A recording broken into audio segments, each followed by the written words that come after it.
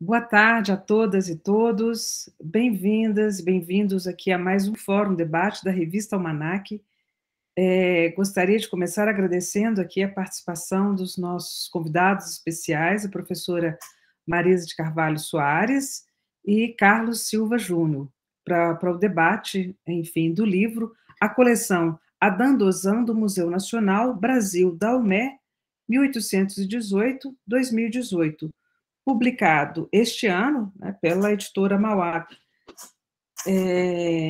Para fazer esse debate, né, enfim, como eu já disse, do livro, nós convidamos o professor Carlos Silva Júnior, que conversará com a professora Marisa sobre o livro. Professora Marisa Carvalho Soares é professora de História da África, Diáspora, Atlântica e Escravidão, com pós-doutorado em diversas universidades, como a Vanderbilt, Yale e Stanford. É professora aposentada da Universidade Federal Fluminense e atualmente é professora permanente do PPGH Unifesp. Foi coordenadora do projeto Acervo Digital Angola, Brasil, PADAB, incorporado ao IHGB em 2007, foi coordenadora do projeto Acervo Digital Angola, do Angola Brasil Padar, né, incorporado ao IHGB, entre 2014 e 2018, foi pesquisadora colaboradora do Departamento de Antropologia do Museu Nacional, vinculado à Universidade Federal do Rio de Janeiro, onde foi curadora da coleção africana e da nova Sala África da exposição de longa duração, reinaugurada em 2014. Cumbu Cumbu, África, Memória e Patrimônio. Dentre suas inúmeras publicações de livros e artigos, destaca-se o livro Devotos da Cor, Identidade Étnica, Religiosidade e Escravidão, século XVIII, pela Civilização Brasileira em 2000, que foi publicado também nos Estados Unidos e recebeu o Prêmio Brasa em 2011. Carlos da Silva Júnior é professor da Universidade Estadual de Feira de Santana desde 2018 e possui doutorado pela Wilberforce Institute for Study of Slavery and Emancipation, da University of Hull, do Reino Unido. Tem atuado e tem experiência, né, nos temas relacionados à escravidão, diáspora africana e a construção de identidades étnicas na Bahia no século XVIII. Tem pesquisado e publicado sobre história da África, com ênfase na Costa da Mina, atuais Togo, Benin e Nigéria, nos séculos 17 a 19. É um dos fundadores do site Salvador Escravista e atual presidente da Associação Brasileira de Estudos Africanos, AB-África 2021-2022. Bom, eu vou passar de imediato a palavra à professora Marisa, que fará algumas considerações sobre o livro, né, objeto do nosso debate aqui hoje, e logo em seguida passo para o Carlos iniciar o debate. Muito obrigada. Boa tarde a todos. Queria, em primeiro lugar, agradecer a Cláudia, pelo convite para estar aqui hoje. Agradecer a toda a equipe, da revista Almanac, do Fórum, que propiciaram essa ocasião. Eles têm uma longa tradição já de organização desse tipo de evento, então eu estou assim, muito feliz e muito honrada de ter sido convidada para participar. Queria agradecer também ao Carlos, por ter aceitado aí o convite para fazer esse comentário, o que o obrigou a ler o livro inteiro, Cláudio, porque não tem como se arriscar, então eu tenho certeza que ele teve que ler o livro inteiro, que não é pouca coisa, porque são 300 páginas, então eu queria agradecer a ele o empenho, para poder participar. Eu vou ser bem rápida na minha apresentação, mas eu não podia deixar ainda, antes de mais nada, de fazer 2 agradecimentos. Eu queria agradecer aos colegas do Departamento de História da Unifesp, onde eu fui professora visitante durante 2 anos, e que foi justamente nesse período em que eu fiquei lá como professora visitante que eu escrevi esse livro. E em 2 ou 3 ocasiões eu falei sobre o livro lá. Então, houve uma receptividade muito boa, tive ótimas conversas, e, enfim, e eu acho que a minha convivência com eles, isso está dito nos agradecimentos do livro, colaborou muito, né, para o resultado do trabalho. Né? E eu queria também agradecer, né, a editora Mauad, né, que eu acho que, apesar, né, a relação autor-editor é sempre uma relação tensa, né, porque a gente sempre quer um monte de coisas do editor, que nem sempre a gente consegue, mas eu queria dizer que eu gostei muito do resultado, né? Quem comprar o livro vai ver, o livro está muito bonito do ponto de vista editorial, e eu queria especialmente destacar uma coisa na edição do livro, que eu acho que hoje em dia é um luxo. Né? O livro tem notas de pé de página no pé da página, né? Não tem notas de fim de capítulo, nem notas no fim do livro, que a gente tem preguiça de olhar. Né? E eu argumentei que isso, para mim, era um ponto muito importante, porque eu queria muito que o leitor, né, visse da onde eu estava tirando a informação que eu estava dando, e que não deixasse isso para eventuais consultas, né? Que houvesse realmente um diálogo entre o texto e a bibliografia e as fontes citadas. Né? Então, eu fiquei muito feliz deles concordarem com isso, né? O que certamente encareceu a edição final, porque todo mundo sabe que ocupa espaço. Né?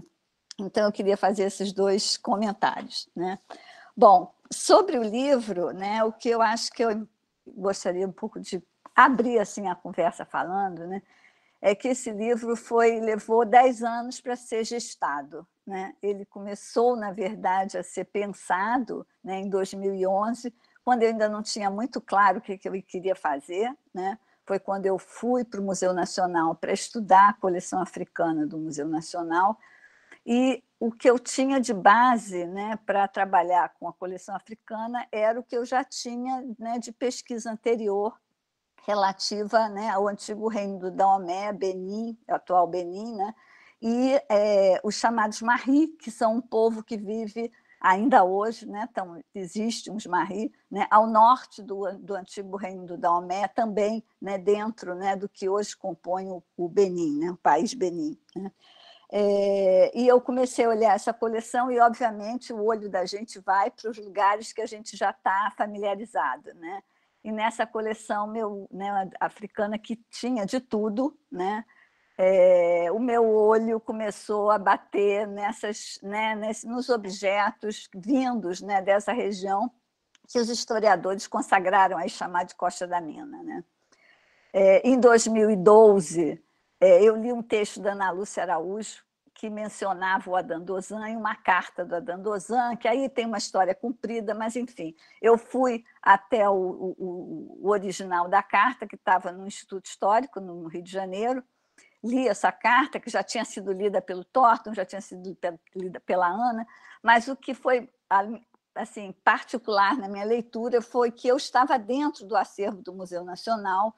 Né? A essa altura, eu já tinha feito um primeiro inventário da coleção africana, eu já conhecia bem as peças, era uma coleção pequena, não passa de 1000 peças, não passava, né? Porque pegou fogo, não passava de 1000 peças, eu já conhecia bastante a coleção, tinha inclusive arrumado, limpado, enfim, aquelas atividades preliminares que a gente tem que ter, né? E eu, imediatamente lendo a carta, eu comecei a perceber que vários dos presentes, né, que apareciam na tal da carta, que depois eu vou contar melhor, né, que é uma carta que o rei Adandozan do Daomé manda para o Dom João, esses presentes estavam na coleção africana do museu, tinham ido parar lá. Né? E o desafio desse livro foi justamente tentar contar essa história, porque eu tinha informações soltas. Né? Eu tinha uma carta que falava de presentes, eu tinha uma lista de presentes, eu tinha um conjunto de objetos no acervo do Museu Nacional, e eu tinha informações esparsas sobre a história do Daomé, sobre a história do tráfico e sobre o que a gente hoje chama de patrimônio material, né, do antigo Daomé, em diversas coleções de museus de vários lugares do mundo. Né? Eu destaco 2, né? Um que eu trabalhei com a coleção online, que foi o Quebranly, em Paris, e o outro que eu trabalhei presencialmente, né? Que foi o Field Museum de Chicago, mas que não entrou no final, foi uma opção, depois eu falo isso, converso isso com o Carlos, que eu meio que deixei de lado. Né? Então, eu acabei conseguindo reunir uma série de informações que eu comecei a perceber que eu tinha um livro. mas eu tinha um livro, mas eu tinha milhares de outras coisas para fazer. Eu não tinha ido para o Museu Nacional para escrever um livro, eu tinha ido para fazer sobre o Daomé, eu tinha ido para fazer uma pesquisa que eu reunia alunos, um projeto coletivo, a ideia era completamente diferente. E, aos poucos, esse trabalho coletivo foi se inviabilizando por falta de recursos, e eu acabei ganhando um dinheiro, né, da FAPERJ, né, através, né, do Museu Nacional, para montar uma exposição. Ou seja, nada do que eu planejei funcionou, saiu tudo trocado, e eu, de 2013 a 2016, eu trabalhei nessa exposição, depois na preparação do catálogo, enfim, a pesquisa ficou completamente de lado, né? Em 2017, eu retomei a pesquisa. Né? Retomei a pesquisa aí já com um foco mais bem definido do que eu estava querendo fazer com o livro, e eu estava meio que nesse ânimo assim, né, de retomar a pesquisa quando o museu pegou fogo em 2018. Né? E aí eu meio que fiquei muito perdida. Né? Eu achei que o meu trabalho tinha acabado, que eu não tinha mais o que fazer, que eu tinha perdido tudo. Quer dizer, perdeu-se toda a coleção, uma parte das minhas anotações que estavam lá no museu, alguns catálogos, alguns materiais que eu tinha, que eu estava usando lá e que estavam lá, não estavam em casa. E eu fiquei muito desanimada. Eu fui embora para os Estados Unidos, fiquei uns meses lá, e lá eu comecei a perceber que talvez eu tivesse alguma coisa a fazer. Né? E foi aí que eu voltei, e quando eu voltei indo para São Paulo, para a Unifesp.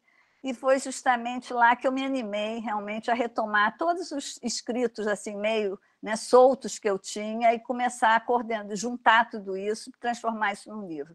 E aí veio a pandemia e eu usei os 2 anos da pandemia para não enlouquecer escrevendo. Né?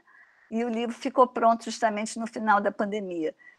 Então, o que eu queria destacar com isso? Quer dizer, que foi um livro feito em condições muito adversas. Né? Quer dizer, eu nunca me dediquei a escrever esse livro. Né? Esse livro ele foi meio que brotando. Né?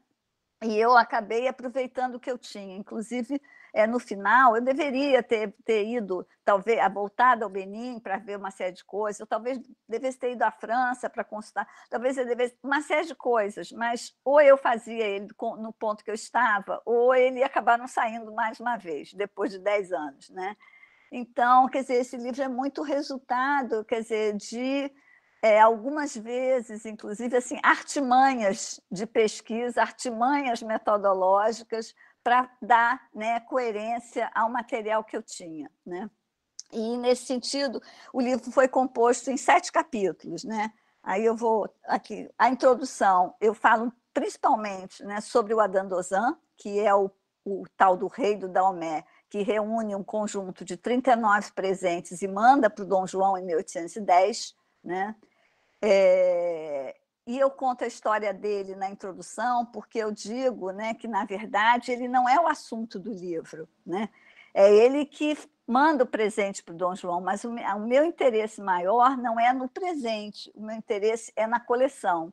Então, não é à toa que o livro, embora esse presente seja mandado em 1810, eu levei um tempão para datar o título do livro. Né? E acabei datando 1818, 2018. E por que 1818? Porque é o ano que esses presentes entram no museu. Né? E o que eu queria que o livro fosse, basicamente, né, a história desse processo de museologização desse presente. Né? Então, eu meio que deixei esses primeiros 8 anos, né, de 1810, quando os presentes são enviados, a 1818, como quase que um preâmbulo do que vai acontecer. Né? E, na verdade, eu voltando a esse período, né, quando eu vou analisar os usos que esses objetos tinham, né, no Daomé. Né? Então, a introdução vai falar basicamente do Adandozan, mostrando como ele, né, qual era a autoridade dele, como é que ele se relacionou de alguma maneira com os portugueses e como é que ele envia esse presente. O capítulo 1 é basicamente sobre a diplomacia, né, que se estabeleceu entre Portugal e o Daomé por ocasião, né, da assinatura dos tratados de aliança e amizade com os ingleses, onde Portugal se compromete formalmente pela primeira vez, né, pela a abolição do tráfico, né, embora não cumpra em momento, né, mas é ali que a coisa começa a se formalizar. O primeiro capítulo é sobre isso. O segundo capítulo é sobre como é que esses presentes entram no museu, né? Então, começa em 1818, com a fundação do museu, e esses presentes sendo encaminhados para o museu, para comporem a coleção inicial do museu, né? E como é que eles vão, aos poucos, sendo classificados e organizadas essas peças dentro da coleção etnográfica do museu, né? Então, eu vou mostrando os vários inventários que vão sendo feitos, como é que esses objetos vão aparecendo, como é que eles são reclassificados, enfim. É um capítulo bastante detalhado, né, sobre a trajetória de cada um desses objetos dentro da coleção etnográfica do Museu Nacional. Então, esse é o capítulo 2, né? E aí, a partir do capítulo 3º, eu selecionei algumas peças que eu consegui obter mais informações sobre elas, não só dentro do museu, como também os usos que essas peças tinham no Daomé, e aí fiz um capítulo sobre cada peça, ou sobre... Quer dizer, no total eram 39 presentes, que eu listei como 44 peças, porque alguns desses presentes tinham, por exemplo, uma caixa de cachimbo com o invólucro. O invólucro não foi, só foi listado como um presente, mas quando chegou no museu, eles catalogaram a caixa com um número e o invólucro com outro número.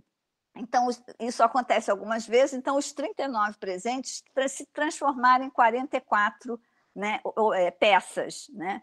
E dessas peças, no final, várias desapareceram, outras provavelmente nunca chegaram, e no final das contas eu localizei 27. Né? Enfim, aí vocês vão vendo que no final a conta nunca fecha, entendeu? Porque é uma coisa louca, porque tem presente que some, tem peça que aparece, tem peça que tem o número, não tem a peça, depois a peça aparece, mas eu não sei o número, coisas típicas que quem trabalha em museu sabe dessa dificuldade. Então, um capítulo ficou sendo sobre o trono, que é uma peça mais icônica assim, da coleção, inclusive do próprio Museu Nacional. O outro capítulo é sobre a bandeira de guerra, que eu também já tenho falado algumas vezes sobre ela, que é uma bandeira que eles chamam de aplicada, com desenhos, e que narra, né, uma guerra. Depois eu tenho um capítulo sobre uma manta, que é um tipo de manta que é conhecida, né, enfim, toda a literatura de arte africana como manta mandé, né, ou mande, né, e que foi parar no Daomé, sabe Deus como, né? Então eu discuto um pouco, através dessa manta, as conexões do Daomé com o Sahel, que é um assunto muito pouco explorado pela historiografia. A tendência toda da historiografia é associar o Daomé ao comércio atlântico, né? Quando eu percebo, através dos objetos, que havia paralelamente uma ligação muito forte do Daomé com o Sahel e com o comércio das caravanas do Sahel, né? Que eu acho que é um tema que precisa ser até muito melhor estudado, eu só levanto a ponta do iceberg, né? Depois eu tenho um capítulo sobre os objetos de couro, que são produzidos pelos chamados malês do Daomé, né? A gente está habituado a ouvir falar dos malês, né, da Bahia, né? Mas no Daomé, os muçulmanos, em língua portuguesa, né, aparecem também chamados malês, né, ou malés em francês, eles escrevem malé com AIS no final, mas, enfim, esse nome malê é usado também no Daomé, e isso desde o século XVIII, muito antes de ser usado aqui na Bahia, né? Então, tem esse capítulo sobre os objetos de couro, que é uma tradição muito importante, né, do artesanato muçulmano. E o último capítulo, que é o capítulo que é o único que eu digo que eu ultrapasso os limites da temporalidade da primeira metade do século XIX, né? Onde eu me arrisco um pouco mais a voltar para trás e para frente, e eu tento pensar os usos de uma bolsa de tabaco ao longo do tempo no Daomé, desde pelo menos segunda metade do século XVIII até hoje, né? Porque eu acabo mostrando um quadro de um artista, o Cyprien, eu sempre erro o nome dele, Togu Dagba, né, que é um artista super importante, contemporâneo do Benin, e onde, na obra dele, essa representação da bolsa ainda aparece, né? Então, o livro é isso, né? Quer dizer, é um panorama, de certa forma, aonde eu, a partir dos objetos que eu vou trabalhando, eu vou mostrando também como era, né, um pouco da história, né, do Daomé, e principalmente de Abomey, né, que é a capital, né, que é uma outra coisa importante. A gente vai falando Daomé, Daomé, Daomé, mas o que eu estou falando, na verdade, é sobre Abomey, que é sobre a capital. É sobre o que normalmente a literatura também consagrou chamar de arte real, né? Quer dizer, são as oficinas de arte, são as oficinas de artesanato, se alguém se preferir, que existem dentro ou em torno do palácio, né? E que servem a uma elite local, né? Que vai consumir e que vai também distribuir como presente, né, esses objetos que são feitos. Então, eu acho que, através dos objetos, a gente chega um pouco na história, né, na história social, né, do Daomé, e também, de certa forma, numa história da cultura, né? Eu diria uma história social da cultura, né? Eu não diria muito uma história cultural, mas uma história social da cultura e da cultura material. Então, eu acho que o livro é isso, e eu estou agora curiosa com as perguntas do Carlos, não sei se falei demais. Aí, obrigada a todos, e está com você, Carlos. Obrigado, Marisa. Boa tarde a todas as pessoas aqui presentes. Marisa, foi um prazer ler o livro, não foi uma obrigação, queria começar falando isso. Muito bom, muito bem escrito, do ponto de vista dos especialistas, mas também do público mais amplo, interessado, né, na história desses objetos. Então, é um livro muito, muito interessante de ser lido, então acho que a iniciativa da Almanac, da revista Almanac, de fazer esse fórum para discutir esse livro aqui, né? Coleção Adandozan, do Museu Nacional, Brasil Daomé, 1818-2018, é muito positivo. Quero agradecer a revista e, particularmente, a professora Cláudia pelo convite para poder mediar. Eu tenho várias perguntas aqui, Marisa. Como eu te falei um pouquinho antes da gente começar, li com muito interesse, que são temas, obviamente, todos sabem, Marisa é uma das nossas especialistas na história do Golfo do Benin, da Costa da Mina, particularmente com relação aos maris, mas ao longo desses anos, dessas décadas, Marisa vem trabalhado e tem apresentado sempre novidades a respeito da história dos povos dessa região. Não foi diferente aqui. Eu vou fazer uma rodada de perguntas inicial, Marisa, e depois a gente desenvolve um pouco com os colegas, né? As perguntas dos colegas. Minha primeira pergunta de saída é uma pergunta pessoal. Como você se sentiu escrevendo esse livro num contexto daquele lamentável incêndio que destruiu as peças da coleção Adandozan? Você já falou um pouquinho sobre isso. Aliás, você escreveu esse livro dizendo que uma parte de suas anotações tinham sido destruídas junto com o incêndio, torna o livro ainda mais impressionante, porque é um livro que é muito detalhado do ponto de vista da análise. Então, minha primeira pergunta, vou fazer logo a rodada das perguntas. Então, minha primeira pergunta seria: como é essa sensação de ter publicado o livro? Em alguma medida, é uma memória, né, desses objetos que, infelizmente, foram destruídos pelo fogo. A segunda esse é um livro que é muito interessante porque você trabalha com diferentes disciplinas. Bom, tem a história, que você domina, a antropologia, que você também domina, que nós conhecemos através dos seus trabalhos, mas aí tem história da arte, tem museologia, tem em alguma medida uma história econômica soft, porque você fala da produção, da distribuição e do consumo dessas coisas. Tem uma dimensão de religião muito forte que você trabalha, sobretudo quando você fala dos malês, de Abomey, do Daomé, né, mas especificamente Abomey, falando, e aí você volta para os viajantes. Então também tem essa erudição de buscar nessa documentação dos viajantes indícios que te ajudam a explicar o significado desses objetos. Então, como foi esse trabalho de dialogar com essas diferentes disciplinas? E está muito claro aqui para vocês que vão ler o livro. Então, comprem o livro lá no site da editora e nas melhores livrarias do ramo. porque o livro dialoga muito, e aí eu queria saber um pouco também de você, como foi esse diálogo com tantas disciplinas, tantas áreas diferentes do conhecimento. E para completar, a última dessa primeira rodada de perguntas tem duas coisas que você fala várias vezes no livro. Tem uma que me tocou particularmente, que você fala no início e no final, que você queria falar sobre o povo comum também. Não é uma história apenas do Adam Dozan, que, aliás, é uma outra questão que eu ia fazer, como é que você enxerga a sua contribuição para a história do Adam Dozan, que nos últimos anos tem sido, de alguma forma, trazida à tona novamente pela discussão dos historiadores, mas não apenas. Você participou de um evento no Benin sobre isso. Mas como é essa participação das pessoas nessa história desses objetos de poder, digamos assim? Queria que você falasse também um pouquinho sobre isso. E aí eu paro por aqui para dar tempo de você responder as questões. Em relação ao incêndio, até acho que eu já falei um pouquinho, né, durante a apresentação. Quer dizer, eu não estava, quer dizer, ninguém estava preparado para o incêndio, né? Foi uma coisa assim, por mais que a gente temesse que isso pudesse acontecer, né? Eu acho que eu escrevi por uma questão de sobrevivência. Eu precisei escrever.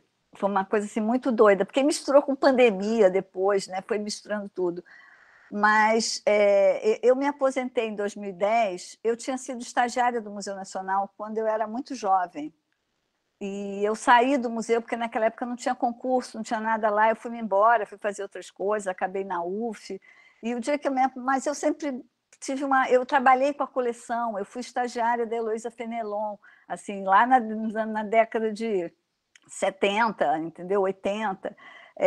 Então, eu sempre fiquei com aquilo na cabeça, porque eu trabalhei na reorganização do setor depois de uma reforma grande, e eu tinha mexido, sem na época ter qualquer interesse, na coleção africana. Era uma coleção que eu já conhecia, e que depois de muitos anos eu virei professora de História da Escravidão, África, não sei o quê, e o dia que eu me aposentei, eu falei, eu vou voltar para o Museu Nacional e eu vou estudar aquela coleção, sem saber o que aquilo ia render. Era a minha aposentadoria, eu ia ficar ali fazendo aquilo. Eu me programei para passar 10 anos, ou 15, sei lá, ali dentro, estudando aquilo.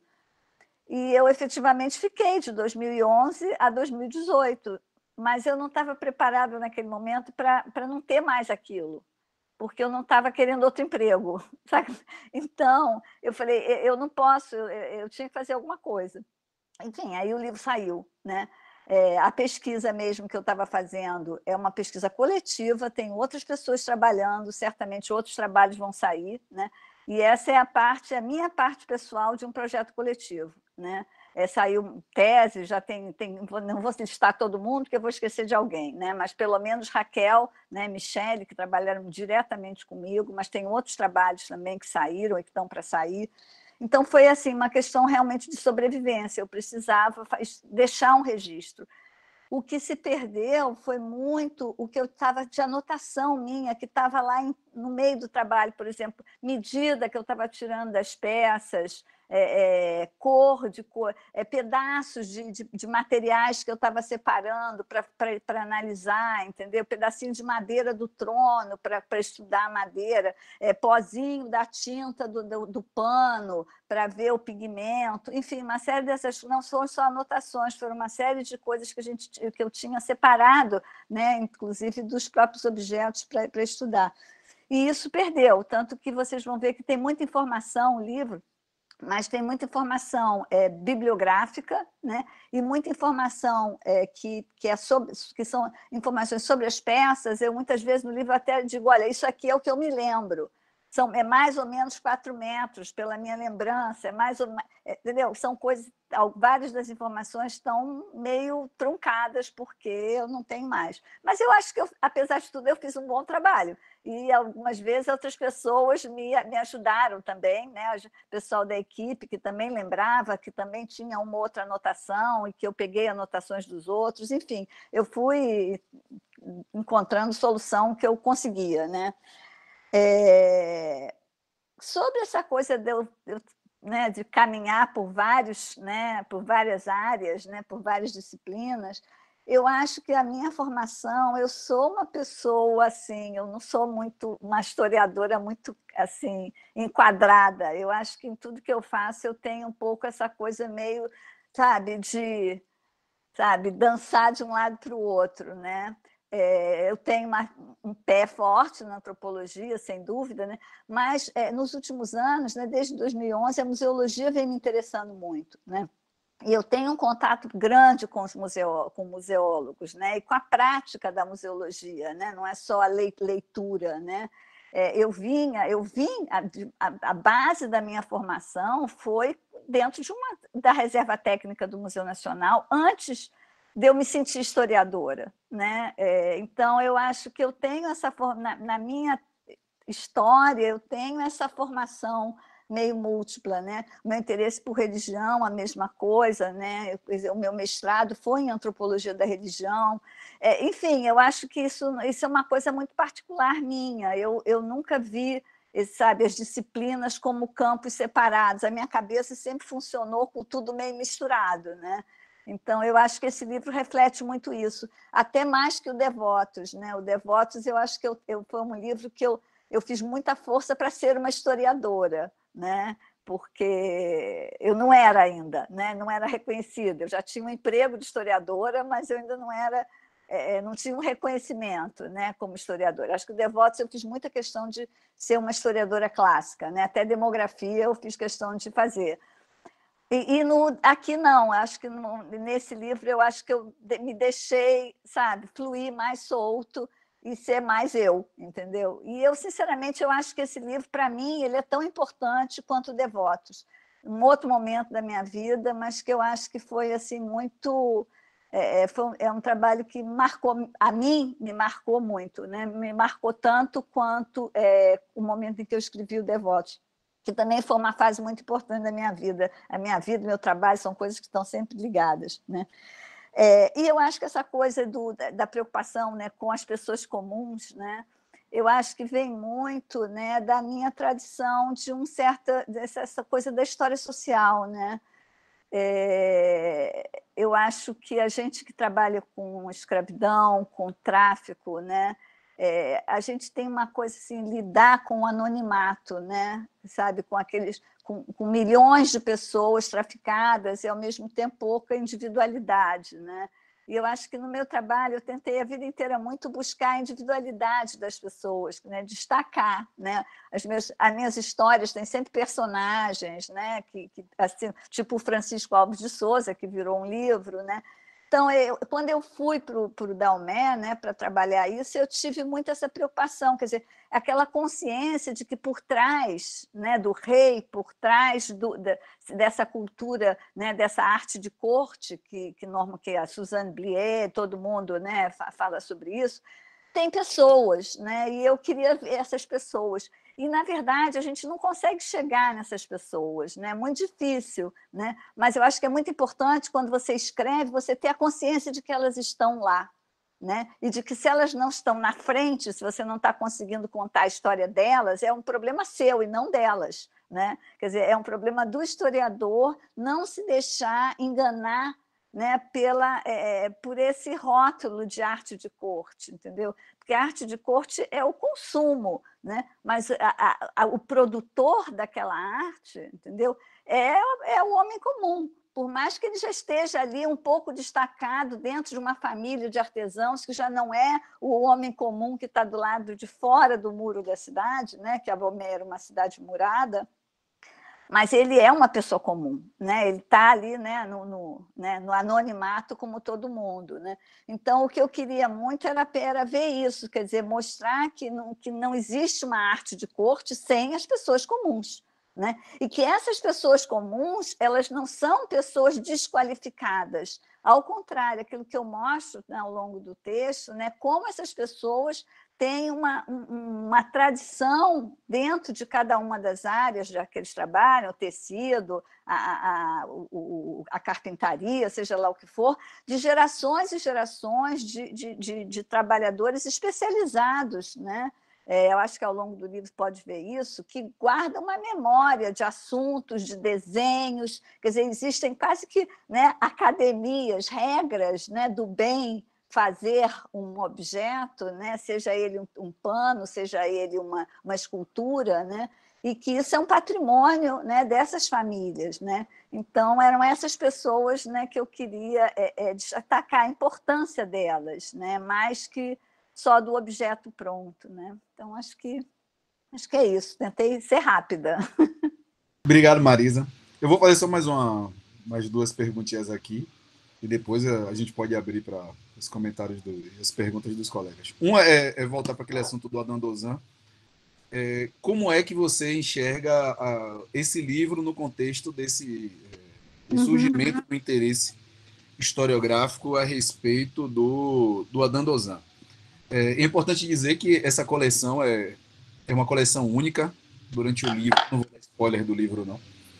Mas durante o livro, Marisa tem um cuidado de comparar os objetos dessa coleção com objetos que estão parecidos, similares, que estão em coleções de outros museus, como o Quai Branly, como ela citou, em Paris. E ela falou, mas esse aqui é um pouco diferente. Não, há coisas na coleção do Dozan que você não encontra nos outros. Quer dizer, ela também enfatiza isso, dessa especificidade da coleção Adam Dozan em relação às outras coleções. Então, a primeira pergunta era essa, sobre como você vê esse livro nesse contexto. E a segunda pergunta que me interessou bastante, que está já dos capítulos do meio para o final, que é essa discussão sobre os objetos de couro e como eles remetem à questão da presença do Islã no Daomé, que, como você chama a atenção no livro, é um assunto ainda muito pouco pesquisado, mas que você dá pistas importantes, interessantíssimas, através do cruzamento, tanto desses objetos quanto da bibliografia especializada, mas também dos relatos de época, e isso te permite levantar algumas hipóteses. Então, eu queria que você falasse também sobre isso. Tá. Bom, o Adam Dozan é uma confusão, né? É um saco de gato essa história do Adam Dozan, né? Para explicar um pouco para todo mundo, o Adam Dozan foi o rei do Daomé, que não é considerado rei, né? Para começo de conversa. Ele governou o Daomé por 21 anos, de 1797 a 1818. Mas ele foi deposto em 1818 por um suposto irmão, que não se sabe se era irmão, se não era irmão, mas, enfim, é tido como irmão, que era chamado Gezo, que decidiu que o Adam Dozan desapareceria da face da Terra, né? E ele põe todo o empenho dele em fazer o Adam Dozan desaparecer. E eu conto um pouco, na introdução, uma das coisas que eu vou contando da história do Adam Dozan é isso, né? Quer dizer, até 1797, a gente tem poucas informações, né, sobre o Daomé, né? O Daomé, nos primeiros anos, primeiras décadas, não tem, né, enfim, considera-se o Daomé como um reino que tenha surgido por volta de 1620, né? E até 1640 não se tem notícia de Daomé, de ter contatos com o litoral, né? com os portugueses, ingleses, franceses que estão circulando, né, pelo litoral ao longo do século XVII. É só já no final do século XVII, principalmente depois no século XVIII, que o Daomé vai crescer, né, vai se expandir atrás do contato com os comerciantes do Atlântico e vai chegar, né, até o litoral, vai invadir alguns reinos do litoral e tal. Enfim, isso vai ser a partir mais ou menos da década de 1720, ou seja, 100 anos depois, né?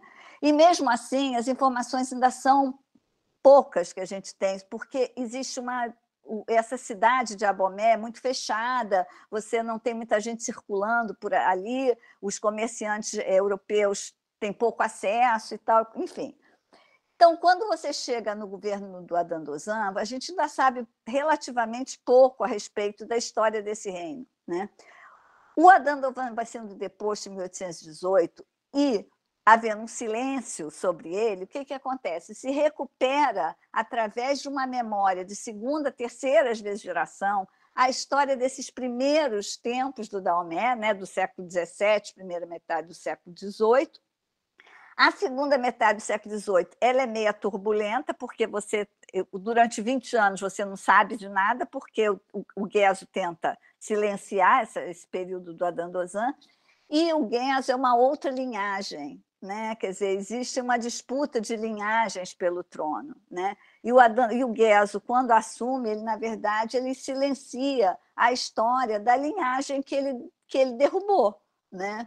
Então, e essa subida do Gueso, né, e depois do Glelé, que sucede ao Gueso, acaba combinando com a chegada dos franceses no final do século XIX. Né? Então, o que acontece é o seguinte: a gente tem, pela própria dinâmica interna das disputas políticas, um silenciamento dessa linhagem Adandozan, que o Adandozan é o último. Né?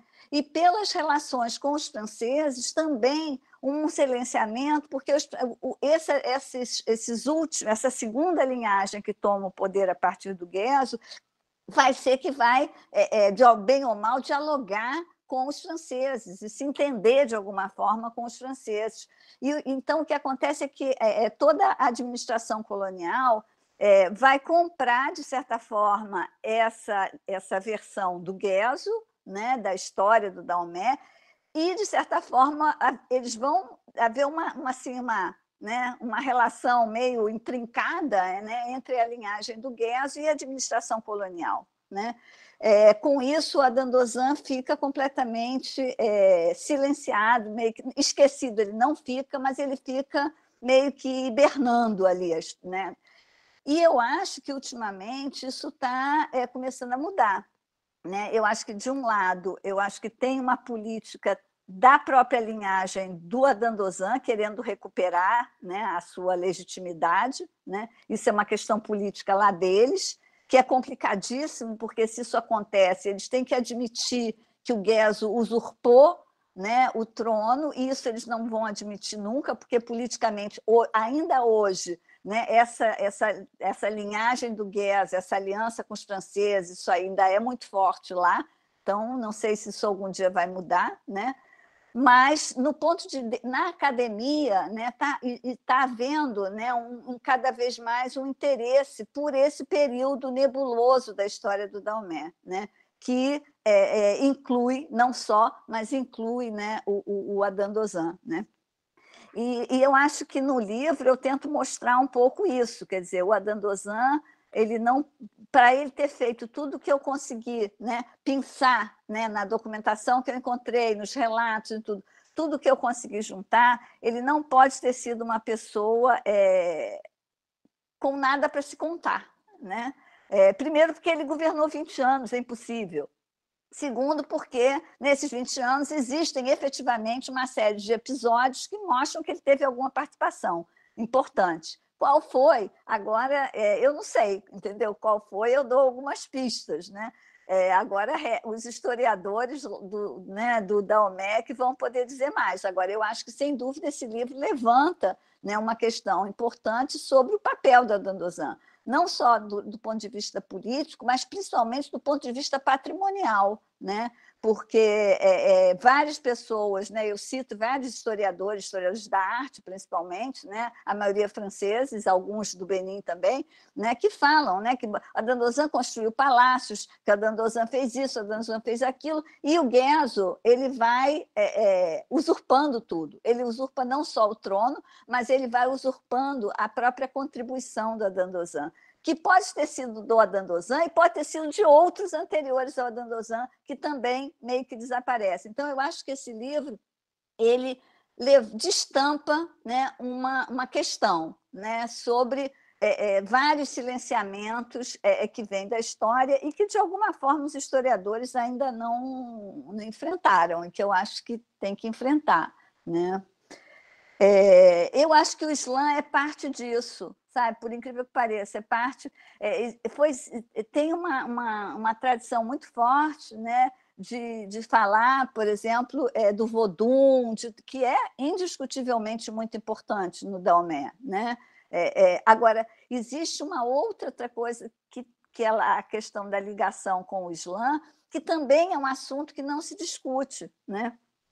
Aqui tem um texto do Robin Law, importantíssimo, sobre a história do Islã no Daomé, e ele diz que, quer dizer, que o Daomé nunca se converteu, o Islã permaneceu no Daomé como uma religião de estrangeiros, né?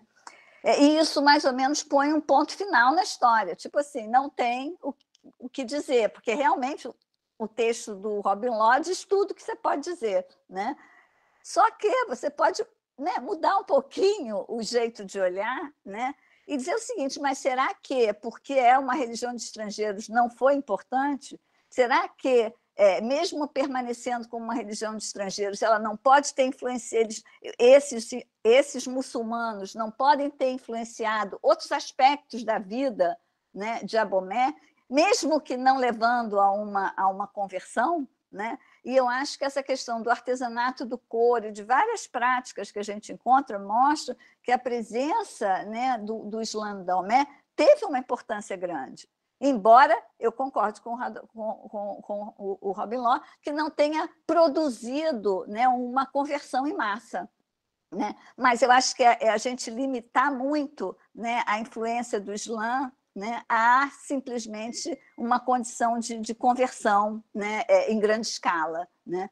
Então, eu acho que isso também é uma questão a ser pensada, principalmente, não só do ponto de vista religioso, mas pela importância comercial que o Islã tem. Né? Que eu acho que um ponto que eu levanto também no livro, né, é a importância da conexão comercial entre Abomey, né, e as caravanas muçulmanas que atravessam o Sahel, né, que vão, enfim, pegando todas as etapas, desde do Senegal até o Sudão Central. Né? Então, eu acho que esse, de certa forma, dizer que não teve conversão, que não sei, ele meio que descarta, né, uma linha de pesquisa que eu acho que pode ser muito proveitosa. Né? Então, acho que seria isso que eu teria. Obrigado, Marisa. De fato, você. Aliás, o livro todo é assim, pessoal. Tem vários apontamentos, sugestões de pesquisas que ainda podem e devem ser feitas. E que Marisa vai dando algumas pistas, alguns caminhos de pesquisa sobre isso.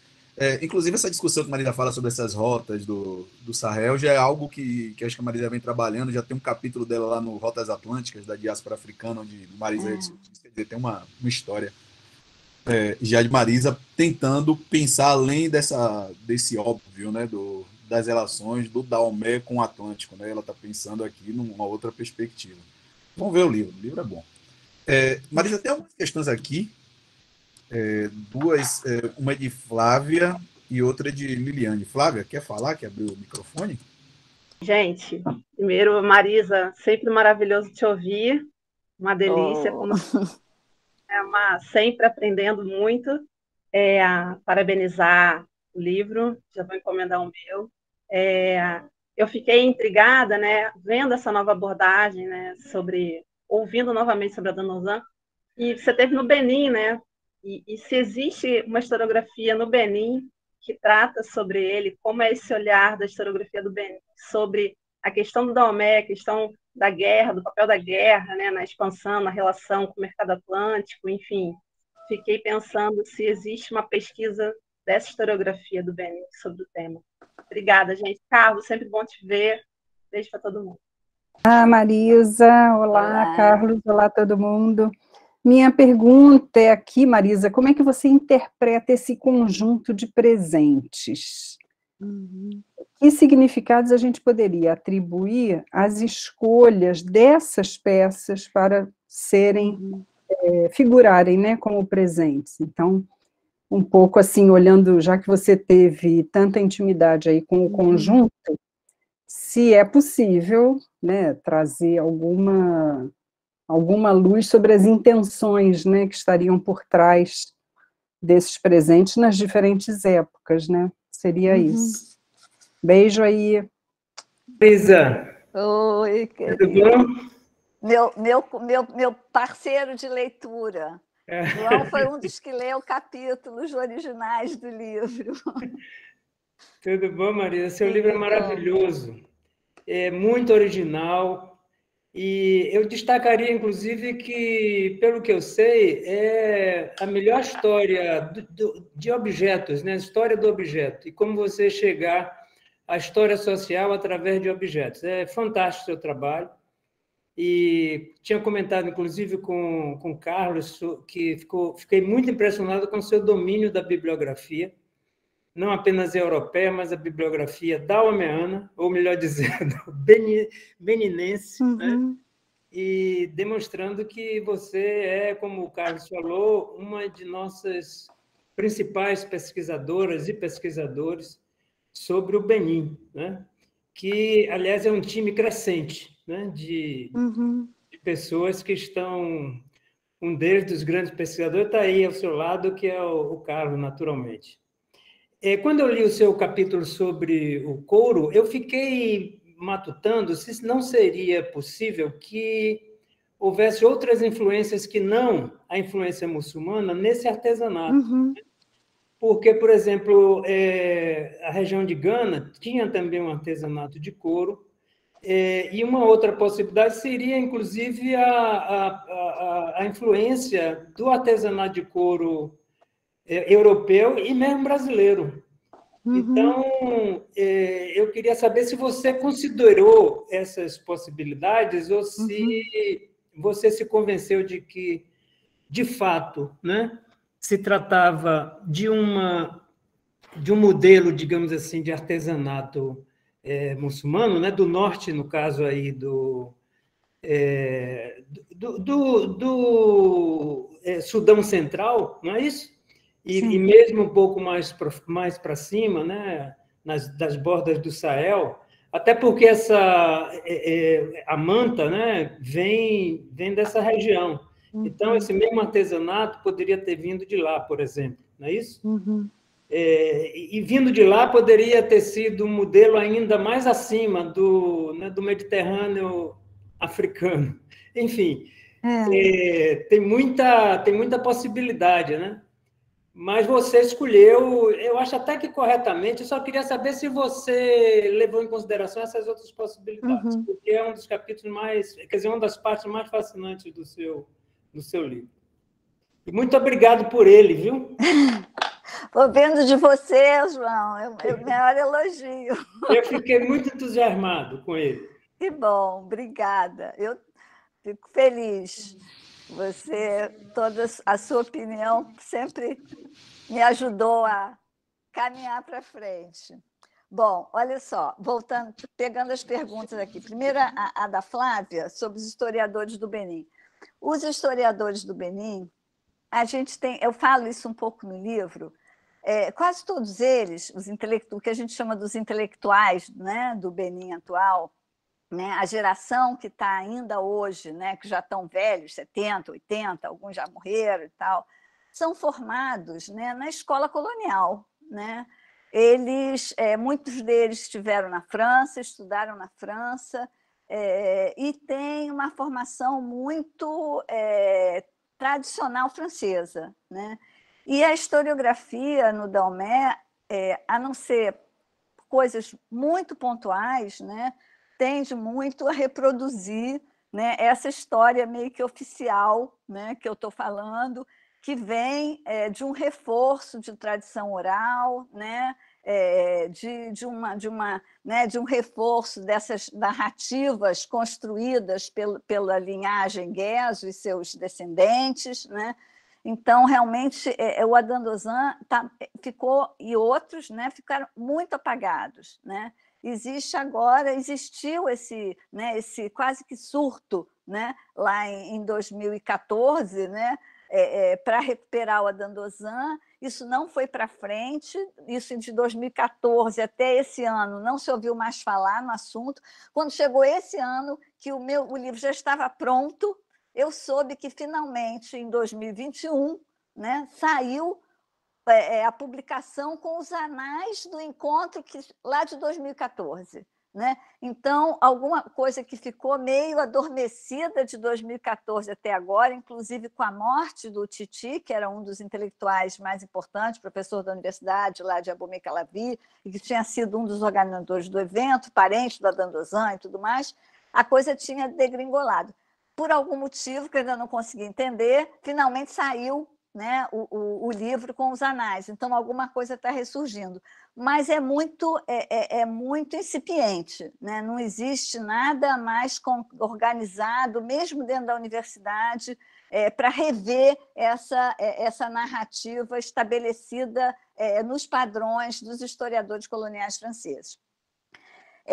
E isso, a segunda parte da sua pergunta, que fala da guerra, vai nessa mesma esteira, entendeu? Quer dizer, toda a narrativa, e eu mostro isso no livro, é de que existia uma relação muito boa dos aladanos que chegam a Abomey, que são muito bem recebidos, ali se estabelecem, criam seu reino. Não há em toda a literatura oficial, seja historiografia, seja narrativas, seja histórias, que a gente chamaria aqui de folclore, ou né, seja lá o que for, não existe menção à guerra. Né? E eu tenho justamente tentado muito trabalhar ao contrário. Eu lancei no seminário lá nosso sobre a Costa da Mina, o meu texto é justamente sobre guerra, né? Quer dizer, mostrando justamente o contrário, que a história desses povos é uma história calcada na guerra. Eles fazem guerra o tempo todo. E os daomeanos se estabeleceram no Daomé, fazendo guerra contra os tais dos Guedevis e fazendo sempre guerra. Né? O Daomé fornecia prisioneiros, né, que eram escravizados e vendidos no comércio atlântico a partir da guerra. Né? Quer dizer, o próprio Adandozan diz: o meu povo não cultiva a terra, cultiva a guerra. É uma frase tida como, né, do Adandozan. Né? Então, essa coisa da guerra, ela aparece nas fontes, mas ela é completamente silenciada na historiografia. E eu acho que isso por conta, né, dessa versão, que eu diria colonial, né, da história do Daomé, que precisa ser revista. Né? Com relação à pergunta da Liliane, né, sobre os presentes, é exatamente isso, Lili, que ao longo do livro eu vou tentando explicar. Quer dizer, eu falo que o Adandozan é importante, não pelo fato dele ter sido rei, mas principalmente porque foi ele que escolheu os presentes. Então, uma das coisas que eu tento responder o tempo todo é por que ele escolheu aqueles presentes e não outros. Né? Exatamente essa questão. Então, eu vou tentando ver, quer dizer, ele escolheu mandar o trono porque o trono era o trono, né? E isso era meio óbvio, né? Agora, por que das outras? Então, eu comecei voltando para o Daomé e tentando entender como cada um desses presentes era usado lá, eu comecei a perceber que praticamente todos esses presentes faziam parte dos objetos pessoais de uso dos reis. Né? Então, por exemplo, a sandália é uma insígnia real no Daomé. Né? Quando o Adandozan foi deposto, a cena que se conta, né, a tradição oral conta, que o ministro entrou na sala para depor o Adandozan, e ele depõe o Adandozan mandando o Adandozan tirar a sandália. Quando ele tira a sandália, ele está deposto. Né? Não é quando ele levanta, roubam o trono dele, ou quando tiram, ele levanta, é quando ele tira a sandália. Né? Então, aí eu fui vendo, quer dizer, tem a sandália, tem a bengala, tem o cachimbo, né? As caixas de cachimbo, então sempre objetos associados ao uso pessoal. E ele, na própria carta, ele dá dicas, porque ele fala assim, ele fala para o Dom João assim, eu estou mandando para Sua Alteza um pano que é para o senhor se rebuçar num pano, quer dizer, se rebuçar quer dizer se enrolar, né? Num pano desses e usar como sair para passear, né? Ele diz assim, olha, ele diz, isso que inclusive, eu estou falando, onde é que ficam esses ajustes? Alguém abriu aí. Então, ele inclusive, ele diz ao Dom João como é que o Dom João deve usar cada uma dessas coisas. Então, a gente percebe isso, né? A gente percebe que são objetos associados ao uso pessoal dele. Né? Aí, ao longo do livro, a gente vai podendo perceber essas escolhas. Agora, por que exatamente um objeto e não outro? Aí é impossível. Quer dizer, de repente, poderia ter tido outros objetos que ele teria dado e não deu.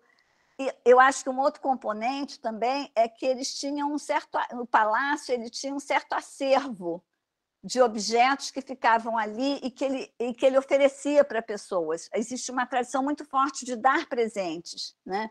Ele dava presentes pelos mais variados motivos, os reis de Daomé davam presentes. Inclusive, tem uma cerimônia que se faz, um ritual super importante, que é exatamente uma ocasião em que o rei dá presente, né? E entre as coisas mais importantes que os reis dão são panos, e quando são visitantes ou pessoas muito importantes, eles dão pessoas, né, que são oferecidas como presente e que depois, obviamente, vão ser tratadas como escravizadas por essas pessoas que levam, né, o seu presente, o ser humano, né, como presente, né?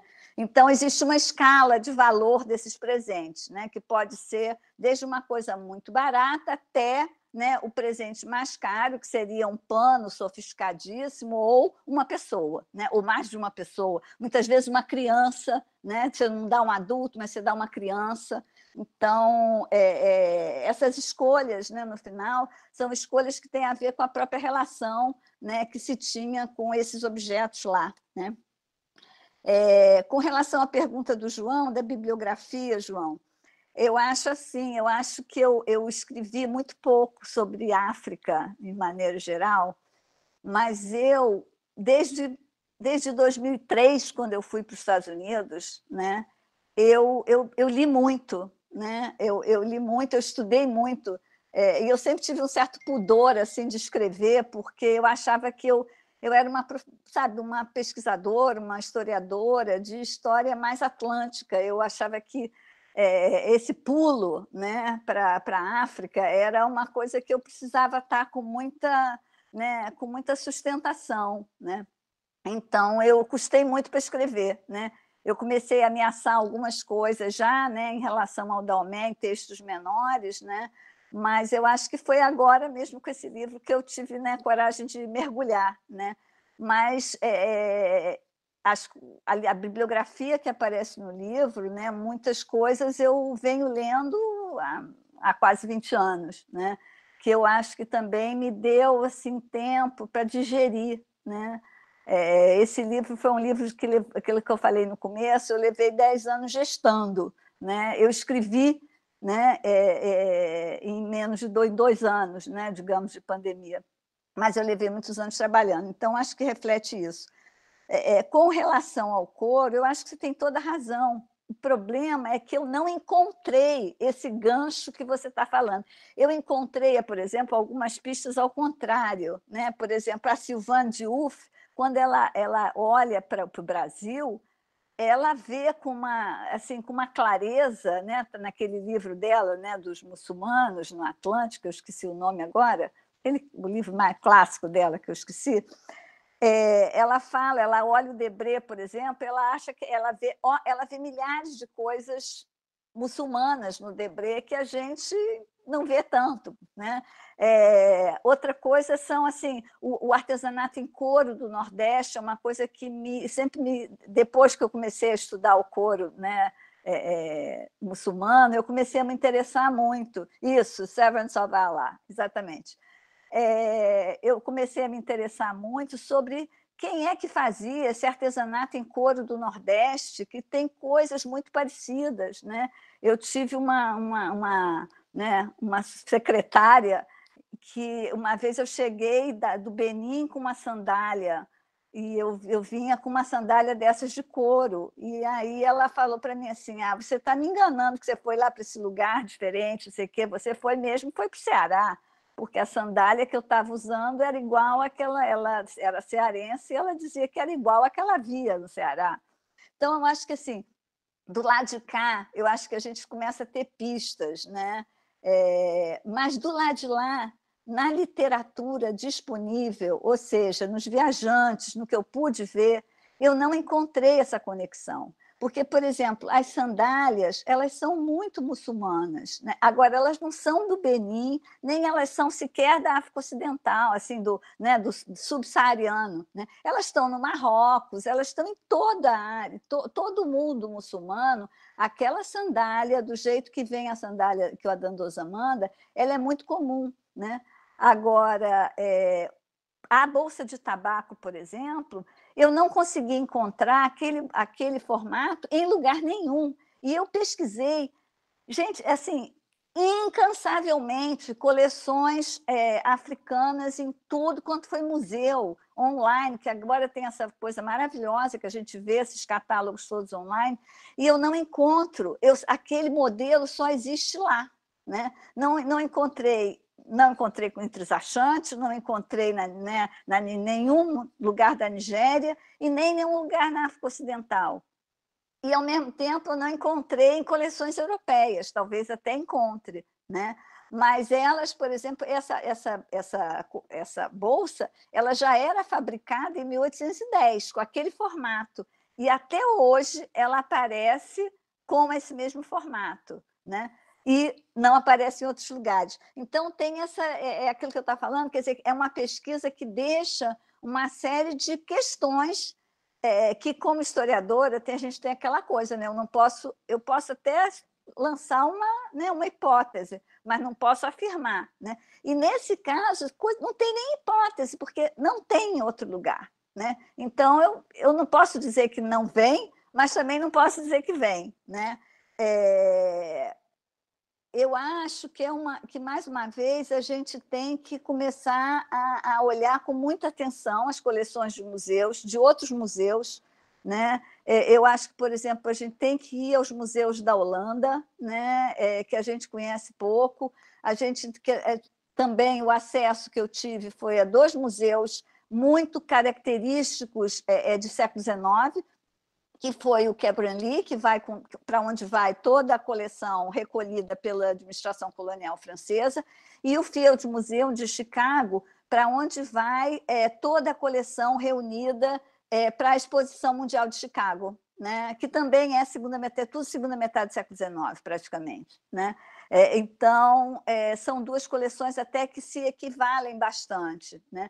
Agora, por exemplo, eu tenho uma cartucheira, a mesma cartucheira que eu tenho na coleção do Adam Dozan no Museu Nacional, essa cartucheira aparece na coleção do Quebranly e aparece na coleção do Field Museum, muito parecidas. Né? Agora, essa menção à cartucheira já estão nos relatos do século XVIII, né? Dos viajantes do século XVIII que passam por lá. Só que nos viajantes do século XVIII, a gente não tem imagem, a gente só tem as descrições. Então, eu não consigo saber o formato. Eu sei que eles falam de uma cartucheira, mas eu não sei que formato tinha a cartucheira. Da mesma forma que eles falam de vários objetos, os bancos, por exemplo. Né? Os bancos aparecem assim, e aí é uma confusão, porque você tem bench, tem stool, você tem chair, isso tudo aparece no livro. Eu vou usando as palavras em inglês, em francês, em português e comparando, porque eu não sei como é que elas são. Eles só descrevem, mas a gente não tem a imagem. Né? Eu só vou ter a imagem nas coleções dos museus. Né? Mas, para essas, eu tenho o nome técnico dado pelo museu, né? E não o nome que os autores dos relatos do século XVIII e XIX usam. Né? Então, tem aí um imbróglio para ser resolvido, né? Que eu acho que, no caso do couro, merece efetivamente um trabalho muito mais apurado do que o que eu fiz, inclusive para pensar o couro enquanto material, né? Porque aí você tem a pele, o couro mal curtido, o couro bem curtido, né? O couro tingido, o couro natural, e todas essas técnicas eu encontro na tradição muçulmana, né?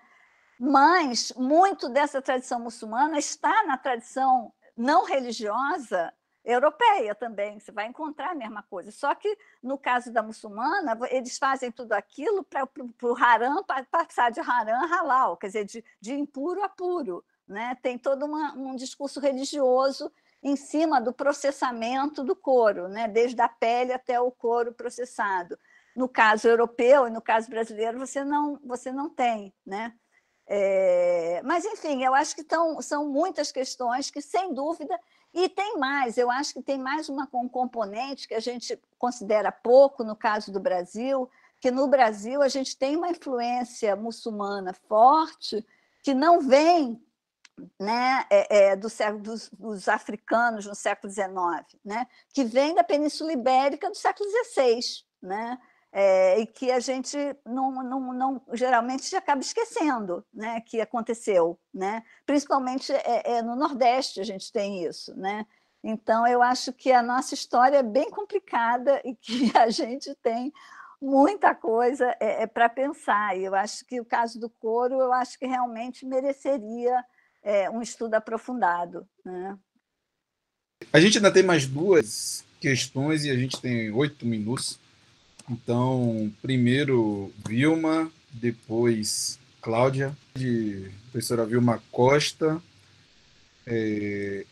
Ela gostaria de saber sobre os objetos no contexto, né? O relacionamento do Adão Dozan com Dom João na conjuntura desses tratados para o fim do tráfico, que vai levar a esse intercâmbio de correspondências e o envio dos objetos. Cláudia, quer falar? Bom, obrigada aí, Carlos, pela sua pela mediação que você está fazendo aí. Muito obrigada. Marisa, eu vou fazer uma pergunta de uma pessoa não, enfim, não especialista mesmo sobre a área, uma curiosa, né? Porque eu fiquei muito impactada quando eu li a carta, né? Eu achei a carta uma coisa bem brutal, para dizer a verdade, né? Você disse que várias pessoas já estudaram, já abordaram, mas o Adam Dozan, ele próprio, ele tem uma leitura sobre a coleção, né, que eu acho bem significativa, né? Então ele tem ali uma leitura particular dele, ele chama o João de amigo, né? Enfim, ele tem uma forma muito direta, né, de expor aquilo que ele deseja. E você disse que os embaixadores, né, enfim, aquela comitiva, ela vai, eu não sei, eu não entendi, eles são encaminhados para lidarem com o governador da Bahia, mas não lidar diretamente com o Dom João. Quer dizer, eu queria que você falasse um pouco dessa recepção aqui. Tá. Se isso causou um constrangimento, essa forma, né? Você disse que ele não chegou a ser exatamente um rei e pouco depois ele foi deposto, né? Então, bom, é uma curiosidade mesmo. Obrigada. Começar pela Vilma, porque acho que as duas perguntas, uma vai desembocar na outra, né? Então, Vilma, assim, o primeiro capítulo do livro é justamente sobre isso, quer dizer, como é que esses presentes aparecem. Esses presentes aparecem da seguinte maneira: em 1810, no começo do ano, Portugal e Inglaterra assinam um tratado de aliança e amizade.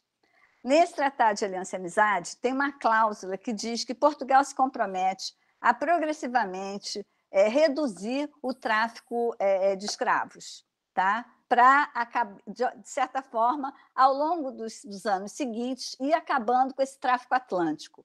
Isso não significava acabar com a escravidão, mas significava acabar com o tráfico, que era a questão da Inglaterra. A Inglaterra queria acabar com o tráfico. Por que a Inglaterra queria acabar com o tráfico? É uma outra questão que a gente não vai entrar. Mas, enfim, queria acabar com o tráfico. Tanto que ela põe a armada inglesa para ficar circulando pelo Atlântico e apreendendo, né, as embarcações portuguesas e do Brasil, e, enfim, de Cuba, de tudo mais, para evitar que esses navios cruzassem o Atlântico com pessoas para virem trabalhar como escravos. Então, esse é o contexto a história em 1810.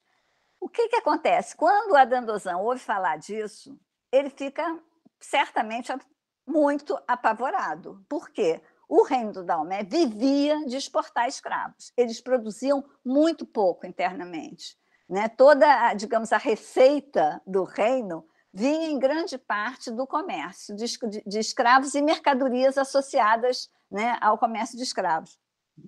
Então, o que ele faz? Ele manda uma embaixada, o que não é uma novidade, já tinham havido pelo menos 2 embaixadas anteriores, uma em 1750 e uma em 1805, ele manda uma embaixada para tentar convencer a Dom João a continuar com o comércio de escravos. Tá? Só que, em 1810, o Dom João já estava no Brasil, não estava mais em Lisboa. Né? Então, ele vem para o Brasil.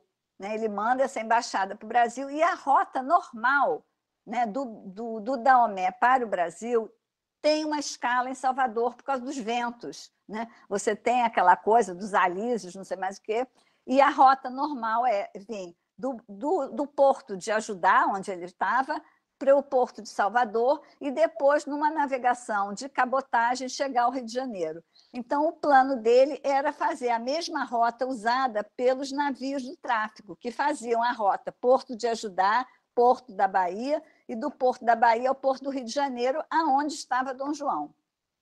Acontece que Dom João tinha assinado o tratado com a Inglaterra. Então, quando o embaixador do Daomé chega na Bahia, já tem uma ordem do Dom João, né, para não deixar eles seguir viagem para o Rio de Janeiro.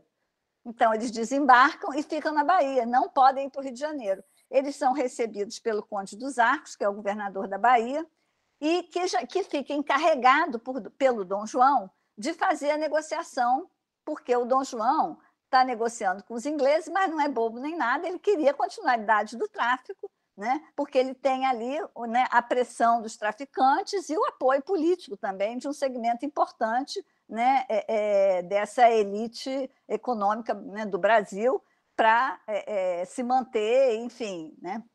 Aí também já é uma outra história. Né? Mas, enfim, eles ficam na Bahia e o embaixador do Daomé fica desesperado, porque quer ir para o Rio de Janeiro entregar a carta e os presentes para o Dom João, mas não vai. Aí o governador da Bahia, para sossegar um pouco o embaixador, fala o seguinte, que eu prometo que eu vou mandar entregar a carta e os presentes ao Dom João. E o que é surpreendente é que ele manda. Como é que eu sei que ele manda? Porque ele manda uma carta e essa carta que ele manda vai receber uma resposta, né, do ministro Dom João, e nessa correspondência entre o governador da Bahia e o ministro Dom João fica confirmado que esses presentes foram enviados para o Rio de Janeiro. Né? Aí já essas são cartas que já não estão no IHGB, é uma correspondência que eu encontrei na Biblioteca Nacional, né, que está lá na coleção da Biblioteca Nacional. Então, fica comprovado que ele realmente ficou na Bahia e do Rio de Janeiro. Então, o ministro, que é o Conde das Galveias, vai mandando todas as instruções de como negociar o que é de interesse do Brasil. Então, eles acabam chegando a um bom termo lá sobre a negociação. Essa negociação, gente, dura mais de um ano. Esses embaixadores, ficam 2 embaixadores em Salvador, mais de um ano.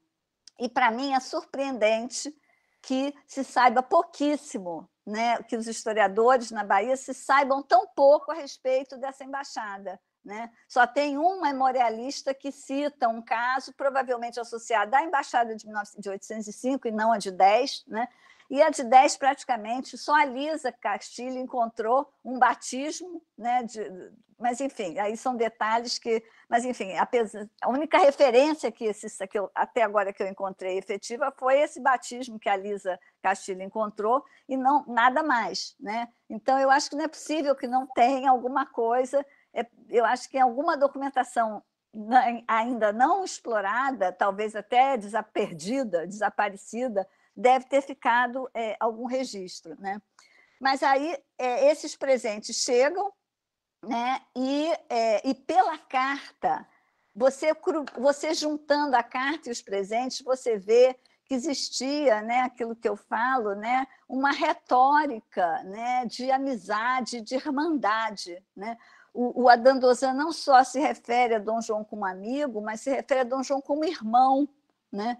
E assim, ele, por exemplo, tem carta, o Nicolau Parés reuniu 14 cartas do Daomé escritas em português e publicou na revista Afroásia. Dessas 14 cartas, que foi tudo que ele conseguiu, 10 são escritas pelo Adam Dozan. Ou seja, o Adam Dozan era um missivista de primeira, muito mais que todos os outros. Né? É claro que ele governou 20 anos, né? E se ele era tão pouco importante, né, como é que ele conseguiu estabelecer essa correspondência tão regular, né, com o rei de Portugal? Né, que primeiro com Dom João Regente, porque praticamente toda a correspondência é com Dom João, primeiro com Dom João Regente, depois da morte de Dona Maria com Dom João já rei. Né? E essa correspondência é assim, ele conta, minha mãe morreu, ele conta quando a morte da mãe, depois ele pergunta como vai a sua mãe, Dona Maria, ele pergunta, ele se sente revoltado porque o Dom João foi expulso pelos franceses de Portugal. Ele diz que ele gostaria de poder estar do lado de Dom João para ajudar Dom João a reagir contra os franceses. Enfim, existe realmente talvez até uma maluquice da cabeça dele, de falar com Dom João numa intimidade. Mas o problema é que Dom João responde. Tem carta do Dom João respondendo para ele. Então, não é uma correspondência, não é uma coisa unilateral, é uma correspondência, ou seja, é um vai e vem, né? E é um pouco aquilo que a Ângela Castro fala, né? Das cartas de si, né? Quer dizer, é como as pessoas, a pessoa de cada um se constrói naquela relação, né? E nessa relação que se constrói entre Dom João e a Dandozan, existe uma irmandade, de certa forma, né? Porque o Dom João é um regente, né? De um pai morto e de uma mãe maluca, a partir de um certo momento, né? Mas mesmo antes dela ser considerada louca, ele já estava atuando como regente, informalmente, e o Dandozan está numa situação parecida. O Dandozan também morre o pai em 97, ele fica meio como regente até depois ele assumir ou não como rei, a partir de 1804, que aí é outra controvérsia. Mas, enfim, eu acho que existe até uma certa semelhança, né, no começo da história dos dois, né? E eu acho que talvez isso, né, contribua para o tipo de presente que o Dandozan manda, né? Essa coisa que eu falei antes, de que ele manda presentes sempre são presentes muito pessoais, né? Mas é pessoal da realeza ao mesmo tempo, né? Quer dizer, a sandália. A sandália é uma coisa. Só os reis usam sandália no Daomé. Todo mundo anda descalço. Só o rei pode usar sandália. Né? Existem algumas situações em que o ministro, fora dos olhos do rei, pode botar lá uma sandália, pode botar um determinado objeto, mas na frente do rei todos aparecem só com roupas, né, bastante simples, descalças.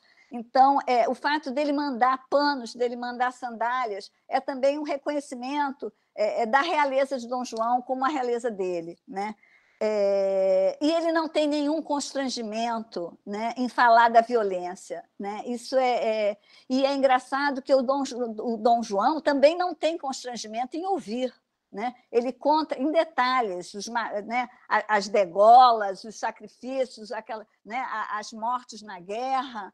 E o Dom João, o governador da Bahia, que é, né, meio mais ilustrado, né, fala dos escritos frívolos, mas, né, fica um pouco horrorizado com as descrições da carta, né, das guerras e da violência, mas isso não aparece no Dom João. O Dom João lida com ele com muita tranquilidade e parece que o Dom João interessa mesmo que o tráfico se mantenha. Esse é o ponto do Dom João, entendeu? Ele, inclusive, em nenhum momento ele embarca nas críticas do governador da Bahia, né, contra toda essa questão né, que está em voga, não só no Brasil, mas na Europa também, sobre as violências que se praticam no Reino do Daomé, que já estão sendo, de certa forma, denunciadas desde o Dalzell, lá em 1793. Né? Por parte do Dom João não tem nenhum constrangimento, né? Isso é muito importante. Quer dizer, o constrangimento do Dom João é de não tê-los no Rio de Janeiro, para não criar problema com os ingleses, mas não porque, de certa forma, nós no Brasil estávamos vivendo situações de extrema recrudescimento das relações da escravidão no século XIX, todo mundo sabe disso. Né? No período joanino, o livro que a Ismênia acabou de lançar essa semana, na semana passada, mostra isso, né? Sobre o Dom João. Quer dizer, recrudesce a violência contra os indígenas, né? A legislação em relação à população indígena fica muito mais frouxa para que essa população seja explorada enquanto mão de obra, e situações parecidas a gente pode encontrar com relação à escravidão africana também, né? Então, não há constrangimento por parte do Dom João, né? Então, eu acho que o contexto do governo joanino é um contexto muito propício, na verdade, a que a escravidão se endureça, né? E eu acho que a maneira como o Dom João lida, né, com o Daomé, eu acho que é um exemplo disso, né? Que, nesse sentido, é importante não só para a gente pensar o Daomé, mas para a gente pensar a história do Brasil, né? Para a gente pensar que, quando isso está acontecendo em 1810, né? 1830, a partir da década, se você começa a discussão, né, do cerceamento, né, do tráfego, até chegar à questão da abolição, mas que o início do século XIX é extremamente violento, né? Eu acho até que seria interessante a gente aprofundar mais, né, os estudos a respeito, né, da escravidão e do tráfico, né, de como é que esses recém-chegados, esses africanos recém-chegados no Brasil na década de 10, né, e 20 estão sendo tratados, né? Então, enfim, acho que é isso. Muito obrigado pelas respostas. Foi muito legal ter você aqui durante esse curto tempo, mas falar um pouco sobre o livro, a coleção Adandozan do Museu Nacional. Novamente, esse. O livro Ana Lúcia acabou de chegar, Marisa. Estou vendo. A coleção Adandozan do Museu Nacional, Brasil Daomé, 1818-2018. Todos nós estamos encantados, eu estou particularmente impressionado com a qualidade. Isso aqui foi só um gostinho, pessoal, das coisas que o livro tem a apresentar. Então, o livro já está disponível para compra no site da editora, nas livrarias, e acho que é isso. Obrigado, Marisa, pela apresentação. Vou passar agora para a Cláudia, que vai dar o encerramento. Obrigado, Marisa, novamente. Eu que agradeço a você, a Cláudia, todo mundo que está aqui. Ana Lúcia, valeu a presença. Você já conhece a história, então é isso. Agradeço muito a todo mundo, as pessoas que fizeram perguntas. Agradeço especialmente aos elogios do João, que fiquei muito orgulhosa de mim mesma, não posso negar. Então, queria também agradecer ao João, sempre uma pessoa que acompanha bastante o meu trabalho, a gente conversa bastante, então fico feliz de ver que ele gostou do livro. Enfim, agradeço a todo mundo. Obrigada pela oportunidade. Em nome da Almanac, né, enfim, agradeço novamente a Marisa e ao Carlos por essa tarde tão rica, né, enfim, desse bate-papo que a gente teve aqui sobre o livro. E, enfim, convido a toda a nossa audiência aí também para adquirir o seu exemplar, que é muito bom mesmo, Marisa, você está de parabéns. Boa noite a todas e todos. Muito obrigada.